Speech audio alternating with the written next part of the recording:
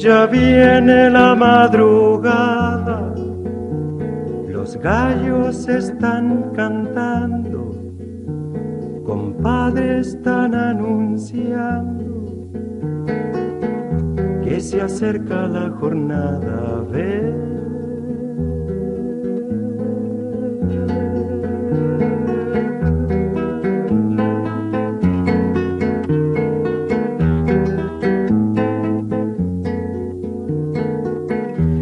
Al vaivén de mi carreta nació esta lamentación. Compadre, ponga atención, que ya empieza mi... Buenas tardes a todos y todas, bienvenidos. Muchas gracias por escuchar nuestra convocatoria, nuestro llamado. Esta es la casa de todos, como es la patria. ¿De qué otra forma puede ser la patria sino la casa donde estamos todos?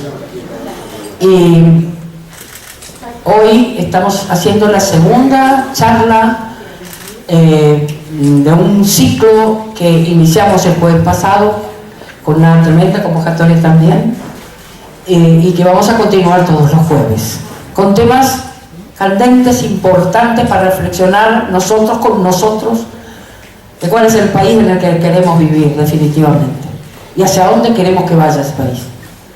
Por eso es que estamos seguros que en estos encuentros donde podemos pensar juntos, donde podemos escucharnos, donde tenemos sobre todo la posibilidad de escuchar eso, la palabra resignificada para pensar en nosotros mismos y en nuestro futuro, es que estamos haciendo este ciclo que los va a convocar todos los jueves.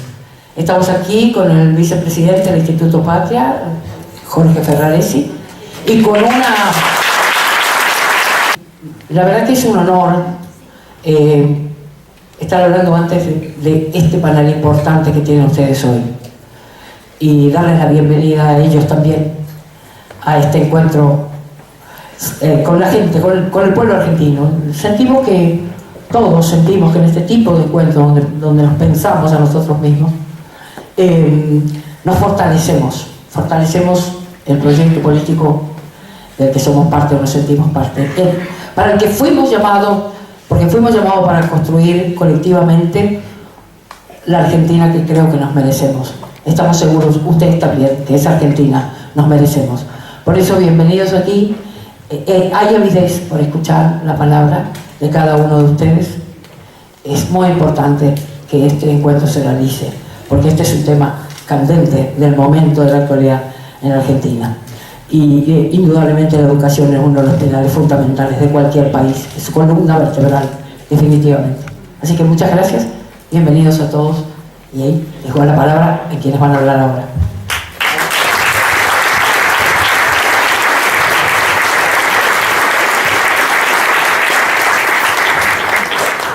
Hola, bueno, muy buenas tardes a todos y a todas. La verdad que en primer lugar lo que yo quería era agradecer y celebrar que se generen estos espacios, como decía recién Teresa, en este lugar de intercambio, de debate, que se pueda generar un espacio para pensar juntos, para construir también de cara a lo que viene, cómo encaramos esta nueva etapa que nos toca vivir en nuestro país e ir punto por punto, tema por tema, construyendo colectivamente los desafíos que tenemos por delante. Hoy nos toca un tema que para muchos de los que estamos acá muy importante, muy caro a nuestros sentimientos y a nuestras particulares historias de vida, que tiene que ver con nuestro sistema público universitario, único. No sé, ustedes me corregirán, no hay muchos casos en el mundo donde el sistema de educación superior sea sostenido de la forma que es sostenido en nuestro país por el Estado, que tenga ese nivel de capilaridad territorial y de expansión territorial a lo largo y a lo ancho de nuestro país, y que conviva con un subsistema privado a la par, pero que bueno, que exista un sistema público, gratuito y de acceso irrestricto, que ahora se está discutiendo porque un juez acaba de dictaminar en contra del acceso irrestricto a las universidades, cosa que también quizás después podamos discutir. Y en ese marco poder discutir la universidad como lo que es, ¿no? como una política de Estado. Acá le voy a robar una idea a mi ex jefe Alberto Sileoni, que nos acompaña, que siempre ministro de Educación.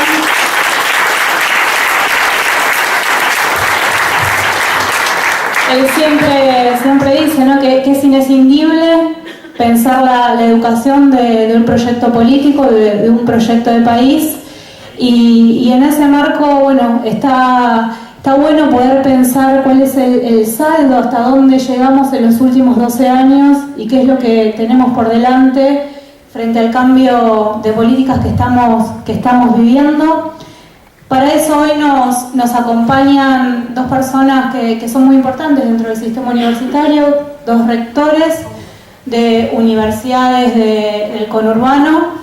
Son dos rectores que han participado de la génesis misma de los proyectos institucionales que conducen actualmente, porque han sido rectores normalizadores de las universidades que hoy conducen y después han validado su lugar por el voto en la asamblea de los claustros, y actualmente conducen Ana, la Universidad Nacional de Lanús, y Ernesto, la Universidad Nacional Arturo Jauretche, que son dos universidades muy emblemáticas porque ambas han sido creadas en momentos muy intensivos de expansión del sistema universitario a nivel federal, pero particularmente en el conurbano bonaerense.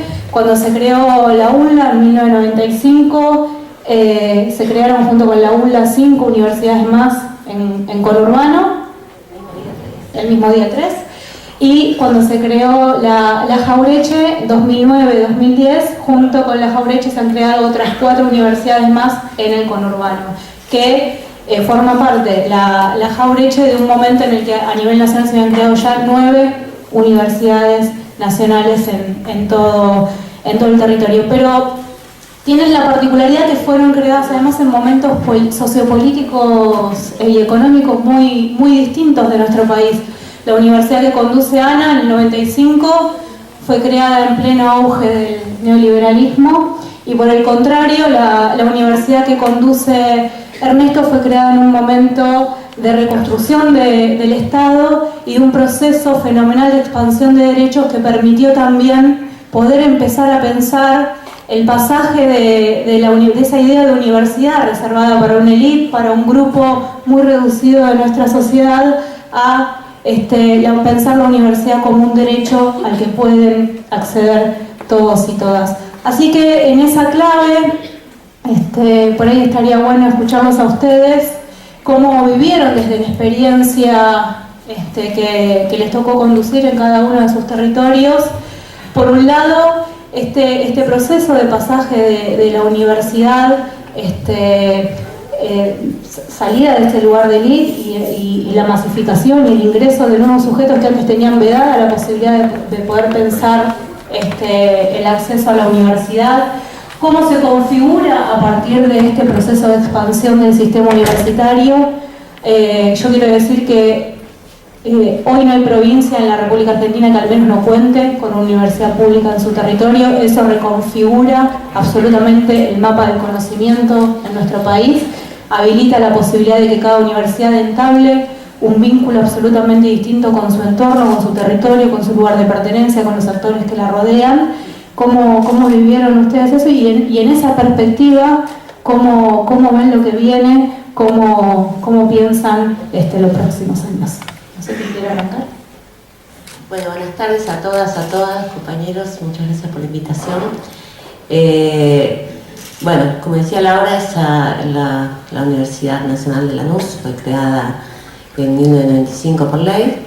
Fue una pelea territorial. En ese momento estaba Manolo Pindimil de Intendente, se peleaban con el radicalismo. Bueno, finalmente salió. Pero me gustaría empezar con una anécdota, porque eso cuenta todo de este problema de las universidades públicas, entre comillas. Una vez, ahí hay un joven que estaba estudiando en la Facultad de Sociales de la UBA, me llaman para dar una charla en la facultad. Entonces, cuando llego decía las relaciones universidad-Estado. Y yo les dije, les tengo una mala noticia, la universidad es del Estado. Ante lo cual le llevé un video donde Perón explicaba por qué había quitado todos los aranceles universitarios, por qué él quería que millones de argentinos pudieran estudiar, por qué vamos a elegir entre pocos y podemos elegir entre muchos, ¿no? Y hablaba de la importancia de la educación pública, etc. Eso fue, debe haber sido 2003 o no sé. En el 2008, bueno, decidí que no había caso, no pasaba la frontera para explicar que fue Perón el que eliminó los aranceles. De lo cual llamé a un amigo que también era rector, Cantero, de Río Cuarto, y le dije, ¿vos me podés hacer una ley, yo te la hago, para definir la gratuidad de la enseñanza universitaria? ¿No? Para decidir cuál era el día de la gratuidad de la enseñanza universitaria, que fue el 22 de noviembre de 1949. Y me dice, pero vos tenés el decreto. Y acá no está, me dice. Bueno, yo lo tengo, lo publiqué en muchos libros, le digo, pero no pasa, no hay caso, no. Parece que todo fue la reforma del 18. Y el 18 lo que logró fue de alguna manera cambiar una universidad feudal, casi medieval, dándole autonomía, etcétera, etcétera, pero no fue gratuita, no canceló los aranceles, se pagaba. Ante lo cual, bueno, sacamos la ley del Día de la Gratuidad de la Enseñanza Universitaria, salió con senadores, diputados, salió la ley. En el 2009 se cumplían 60 años del aniversario de la gratuidad de la enseñanza universitaria. Bueno, hicimos un homenaje en el Senado, con senadores, diputados, con Cantero, con todos los que me han apoyado. Fuimos, festejamos en el PJ, con todos los diputados, todos me decían, ay Ana, si yo militaba en la universidad, si hubiera sabido, me comía la cancha, yo no sabía que Perón había eliminado los aranceles. Y así sucedió, eso 2009. Un día vino la presidenta, como uno convive con rectores de todos los tipos de política, y digo, bueno, ahora sí, le voy a regalar a la presidenta el facsímil de cuando hicimos el 60 aniversario, y entonces leí el visitante ilustre, el título, y dije público, con toda el aula magna llena, y dije, Cristina, te regalo esto, eso se lo dejé en privado, porque nunca hablas de esto. Hablamos del 18, de la reforma universitaria, y nadie habla de esto. Y se paró delante de todo el mundo con un gesto de absoluta grandeza y dijo, yo tengo que confesar aquí ahora que no sabía que era Perón el que eliminó los aranceles. Y todavía seguimos. ¿Y saben por qué es importante esto? ¿Y por qué lo escondieron tanto? Porque obviamente creen, se naturalizan las cosas, que llovió la gratuidad. Como dice Laura, en el resto del mundo, no todos los países es gratuita, en la minoría de los países, en nuestro continente también. Entonces, saber que es gratuito porque es una decisión política histórica implica que puede haber otras decisiones políticas históricas, como en su momento quiso López Murphy arancelarlas. Y entonces, ¿ahora qué estamos haciendo? ¿Qué estamos esperando?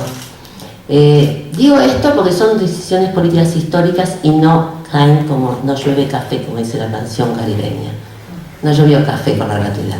Ante lo cual nos preguntaban recién en la prensa qué pasa con los recortes, qué pasa, ¿no? O sea, Ernesto y yo, como decía, bueno, hay un moderador, ¿por qué nos tenemos que pelear si hace medio siglo que militamos juntos en la universidad?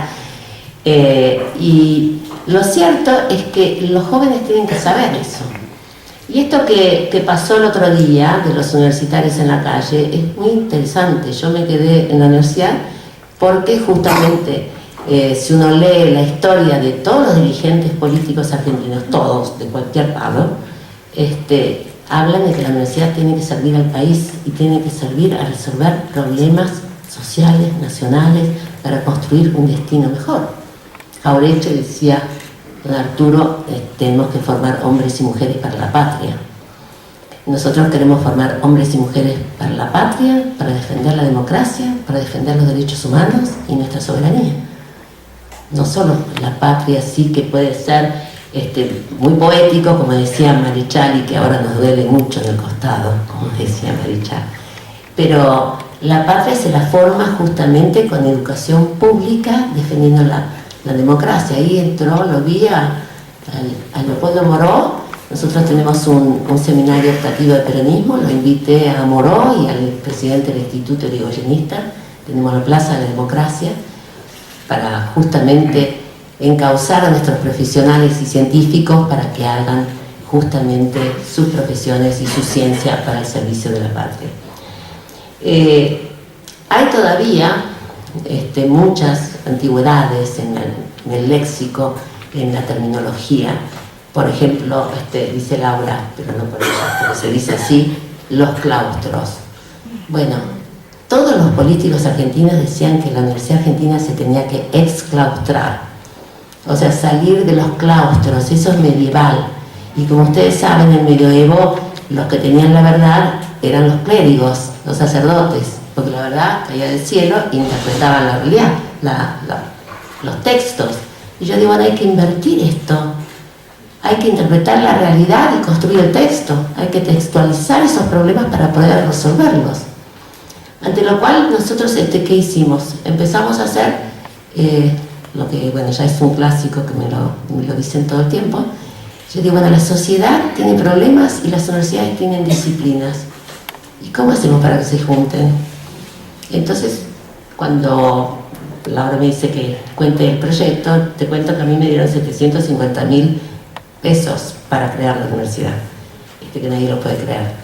Ahora los compañeros que en el gobierno anterior, también voy a decir en la época anterior, le dan mucha plata a un instituto, un edificio, bueno, ahí fue a pulmón. Pero lo cierto es que lo importante era construir un proyecto de universidad distinta, que sirva al país, que pueda resolver problemas. Por lo cual, nosotros sabemos que hay que construir la verdad, no cae del cielo tampoco, como el café. No viene alguien a decirnos, a interpretar un texto que nos dicen cuál es la verdad de nuestro país. Ante lo cual, lo que hicimos fue hacer una universidad que en otras latitudes se llaman Problem Oriented University, o sea, una universidad orientada hacia los problemas. El problema no es más abogados, lo que la gente y la sociedad quiere es más justicia. Y acá está el ministro que validó a último momento nuestra carrera de Justicia y Derechos Humanos, la licenciatura. No estamos pidiendo más abogados, estamos pidiendo más justicia, no estamos pidiendo justamente más arquitectos, queremos mejor ambiente. Después se quejan sobre el tema del medio ambiente. Y así sucesivamente, no tenemos médicos, no tenemos arquitectos, y no tenemos abogados, y no tenemos contadores. Tenemos, por ejemplo, algo que todo el mundo reclama y todos sabemos que es un problema. Reclamamos más justicia, reclamamos más seguridad, tenemos la carrera de Justicia y Derechos Humanos y tenemos la carrera de Seguridad Ciudadana. Y volvemos a lo mismo cuando me decían, ¿qué es eso de la seguridad ciudadana?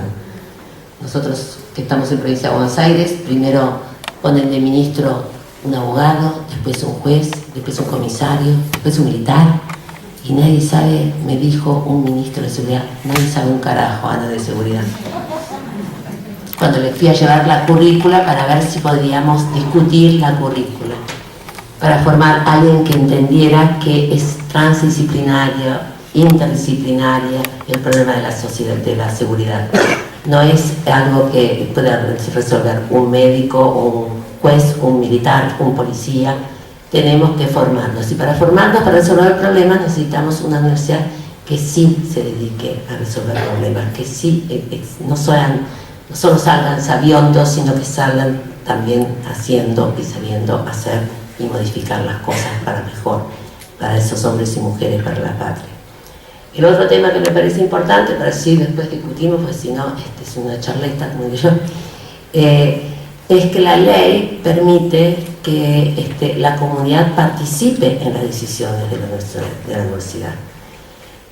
Ante lo cual nosotros tenemos al consejero social comunitario con voz y voto adentro del Consejo Superior, porque queremos justamente que nunca se vaya por los aires la universidad, que siempre tenga los pies en la tierra y en el territorio. Hicimos un consejo social comunitario con hombres y mujeres del territorio, cooperativas, bueno, el representante es Víctor de Gennaro, y bueno, porque tenía que ser de los trabajadores, eligieron a a Victoria Llenaro, que a veces discutimos mucho, a veces no, pero lo cierto es que el día que los jóvenes salieron a manifestar con sus docentes y me quedé a explicarles que el derecho a la educación no es contradictorio con el derecho a un salario digno, y les expliqué por qué no había clases, y todos, son 3.000 adultos mayores que casi viven ahí, porque les dice que esto es mejor que el psiquiatra y el psicólogo. Yo acá no me voy, hacen carreras y hacen cursos, etc. Y todos propusieron defender no solo la universidad, sino el espacio que la universidad les dio a ellos para estar ahí como al lado. Nietos y abuelos trabajan y estudian juntos ahí. Y eso es muy importante, que realmente que la universidad se exclaustre o se desenclaustre, que tenemos que saber que no vamos a tener verdades absolutas que caen del cielo, que tenemos que resolver, interpretar la realidad de una vez por todas. Y de eso justamente textualizar, enseñar y hacer descubrimientos científicos también.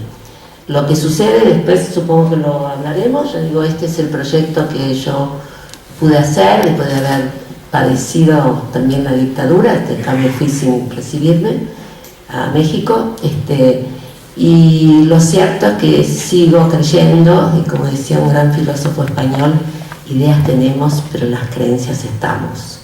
Ante lo cual sigo creyendo que la educación pública, gratuita para todos y la eliminación de los aranceles fue una decisión histórica que no podemos ni olvidarla ni desmentirla, y eso implica que nuestros jóvenes sepan, ¿sí?, que pueden haber otras decisiones histórico-políticas que justamente quieran volver a que la universidad sea para pocos. Nosotros seguimos creyendo que es para el pueblo argentino. Muchas gracias.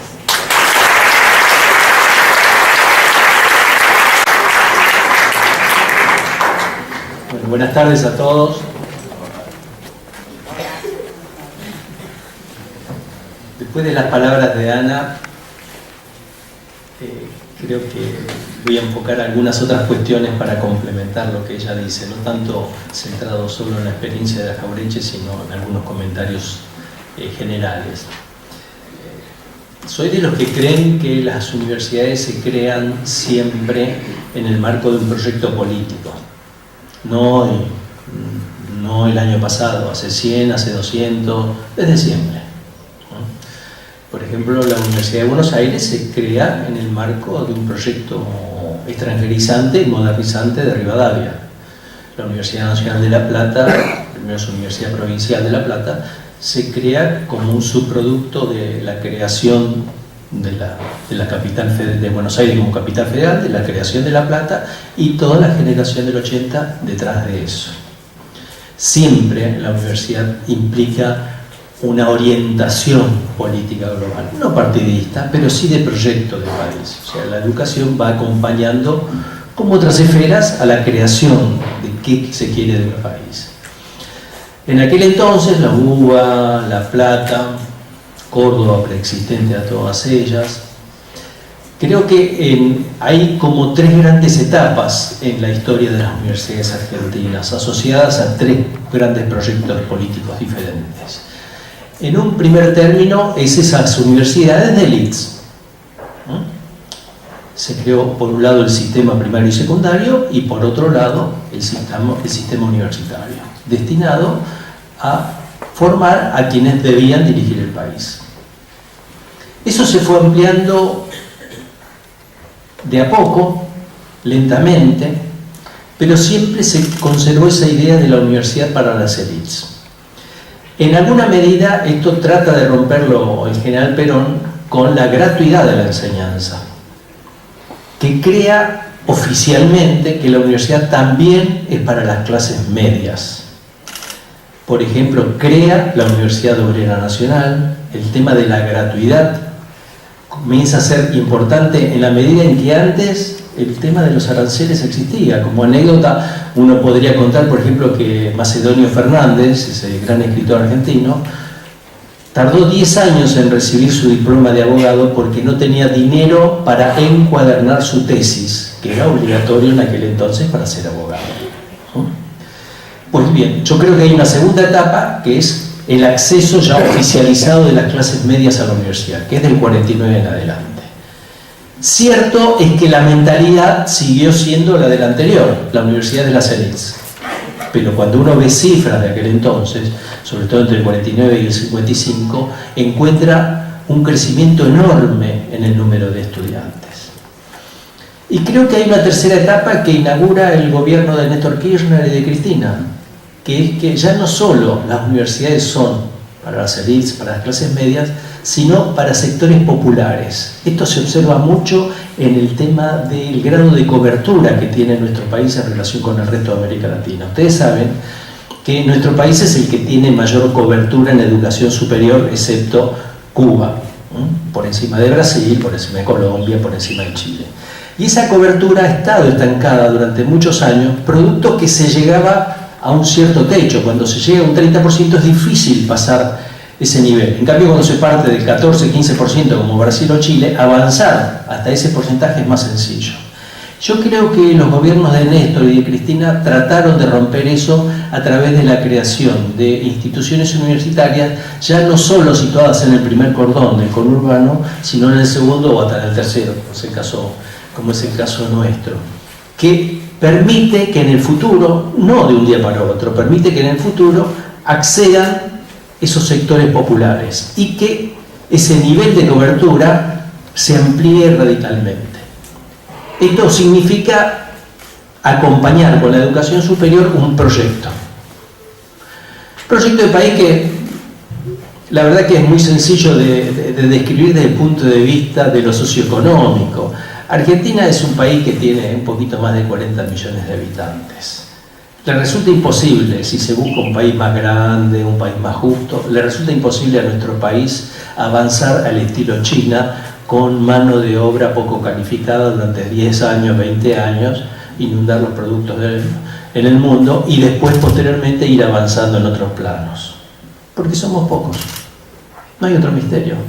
Argentina, si quiere crecer, si quiere tener una distribución más justa, no tiene otro remedio que el tema educativo. Primario, secundario, universitario. No hay otra solución. Las otras soluciones siempre van a ser achicar nuestro país. Achicar las características de nuestros habitantes, desconocimiento, ignorancia. Entonces, esa cuestión, a mi juicio, la tenemos que tener muy presente permanentemente. Yo a veces soy un poquitín crítico, le digo a Laura en esto, del tema de la educación superior como derecho, porque es un encare más individualista. Yo prefiero encararlo más desde el punto de vista sociopolítico. Es una necesidad de nuestra comunidad, no es un derecho individual. Es una necesidad de nuestro país. Yo sé que en esto no estamos muy de acuerdo todos los que impulsamos estas orientaciones, pero me interesa que discutamos esta cuestión porque me parece que entra más dentro de la tradición nuestra, dentro de la tradición del peronismo, pensarlo desde el conjunto de la comunidad y no tanto desde los individuos. Esto es una necesidad de la Argentina, es una necesidad de un proyecto de país. Ahora, si estamos diciendo que toda universidad es parte de un proyecto, estamos en un grave problema hoy. Ustedes vieron que desde el 10 de diciembre en adelante, acorde con lo que se estaba haciendo en las negociaciones con los fondos buitres, acorde con la idea de permitir que los dólares se fueran a nuestro país alegremente, acorde con la modificación de precios relativos en contra de los trabajadores, en el plano educativo se inició una campaña política y mediática muy fuerte en contra de la educación superior pública. ¿No? En esto tomaron la iniciativa los grandes medios con cifras falsas, con comentarios ultra superficiales e inexactos alrededor de la realidad de las universidades argentinas y con propuestas en algún caso horrorosas. Por ejemplo, todos sabemos que nuestro país tiene una relación ingresantes-egresados que no nos satisface. En los últimos años ha mejorado eso, pero aún no nos satisface. Ahora, cuando uno tiene unos zapatos que le aprietan, no se corta los pies, se compra otros zapatos. Si uno tiene muchos ingresantes y pocos egresados, no busca tener menos ingresantes para que las cifras den bien, sino que busca tener más egresados. Imaginemos con esa lógica loca, ¿qué haríamos en el caso de salud, por ejemplo? ¿Mataríamos a los enfermos para que nos dé una población más sana? Etcétera, etcétera, etcétera. Pero esa discusión está, porque hay corrientes que plantean que necesitamos un país más chico, un país para pocos, esa es la verdad. Entonces, desde el 10 de diciembre en adelante hubo una ofensiva mediática tendiente a desprestigiar las universidades. A continuación, en febrero, sale un decreto, el 336, que para los que no están en el tema quizás no les ha interesado tanto, pero que a mi juicio provocó en una capa de las universidades una preocupación muy grande. Ese decreto 336 decía que había habido una mala utilización de la relación entre Estado y universidades, y que se utilizó muchísimas veces a las universidades simplemente para designar empleados en el Estado. Con esos fundamentos, en la parte resolutiva, se anularon todos los convenios de universidades con el Estado, todos, excepto que los respectivos ministros después fueran dando su luz verde para que se renovara. Lo cierto es que, esto hay que reconocerlo, que la inmensa mayoría de los ministerios ratificaron los convenios, pero la concepción, la ideología con la que se hizo ese decreto fue: las universidades son culpables, son sospechosas. En lugar de plantear lo inverso, las universidades en todo caso han hecho convenios con lo cual abarataron los costos del Estado. Estamos leyendo en estos días que que para la elaboración de un proyecto de ley en el tema de medios se está contratando a una consultora, ¿no? Norteamericana, que no sé cuánto va a cobrar, una cifra muy grande, está en los diarios. Eso fue el segundo factor. Primero los medios, segundo ese decreto 336. Y a eso se le fueron sumando un conjunto de problemas. La paritaria docente que no se resolvía, la paritaria no docente que todavía no empezaba, el tema en la provincia de Buenos Aires del boleto estudiantil, que es muy fuerte para los estudiantes de la provincia, el tema de un cierto atraso en el tema del financiamiento, del cumplimiento del presupuesto, y en cuarto lugar, yo lo comento, le afectó a todas las universidades, pero sí nos afectó a 6, la suspensión lisa y llana del pago de los gastos operativos cotidianos para las universidades. Y también hay que mencionar aquí la suspensión de obras universitarias, que no es solo para las universidades, pero a las universidades le afecta. Entonces, con todo ese clima, que no es un clima, como yo les cuento, solamente económico o financiero, sino que es un clima, la comunidad universitaria reaccionó. ¿Cómo puede explicarse la confluencia de gremios docentes que muchísimas veces trabajan por separado? La confluencia de agrupaciones estudiantiles.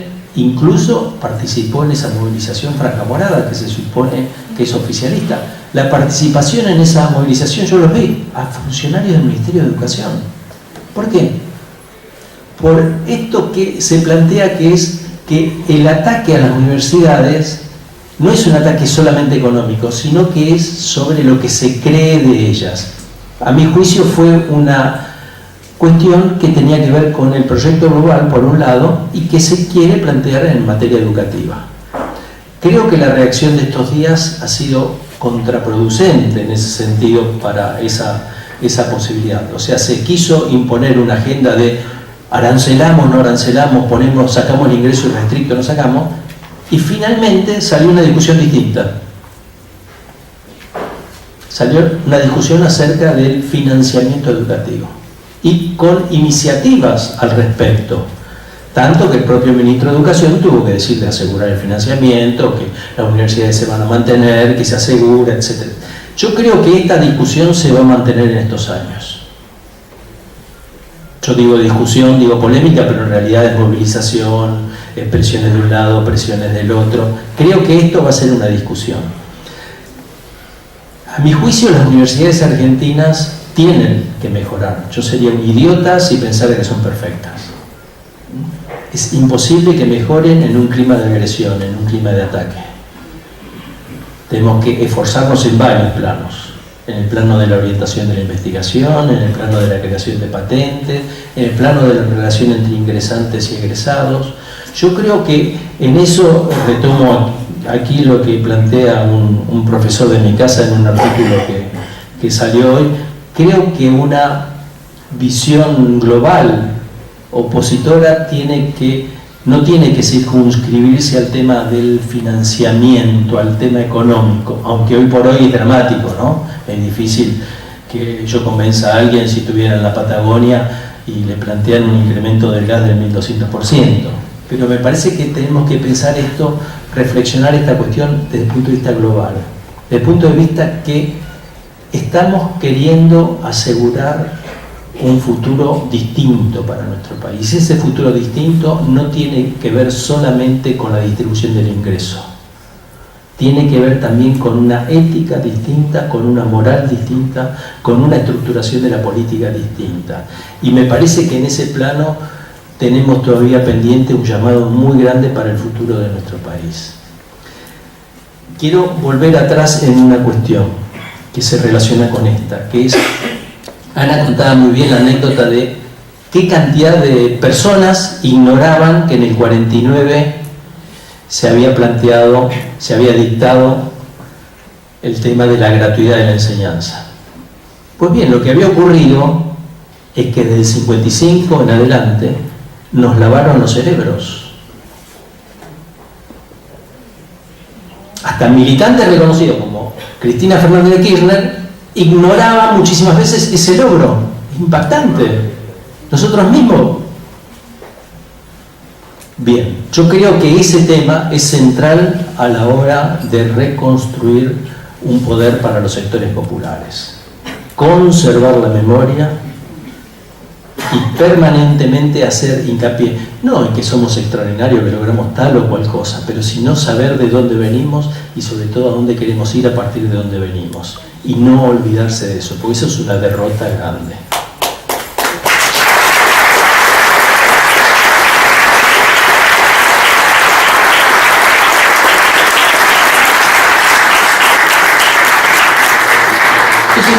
Entonces, me parece que cuando estamos hablando de universidad, y por supuesto nosotros que estamos aquí de este lado somos fanáticos del tema, tenemos que permanentemente ligarlo con proyectos de país, con educación básica, con educación media, con la relación que hay con los trabajadores y con la producción. Pensar solamente en el tema universitario de nuevo nos llevaría a concepciones, la verdad, muy aislacionistas que no tienen ninguna razón de ser. Por eso simplemente yo digo estas pocas cosas para abrir un poquitín el debate, y me gustaría de nuevo insistir en que no puede pensarse una universidad con un futuro de grandeza en un país que no vaya al ritmo de esa universidad y esa universidad al ritmo de ese país, nada más.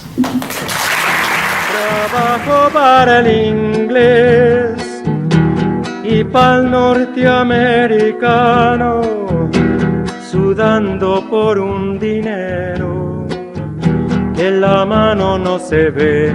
Sí.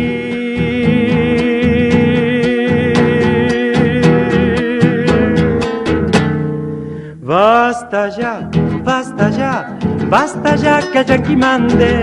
Basta ya, basta ya, basta ya que el yanqui mande. Basta ya.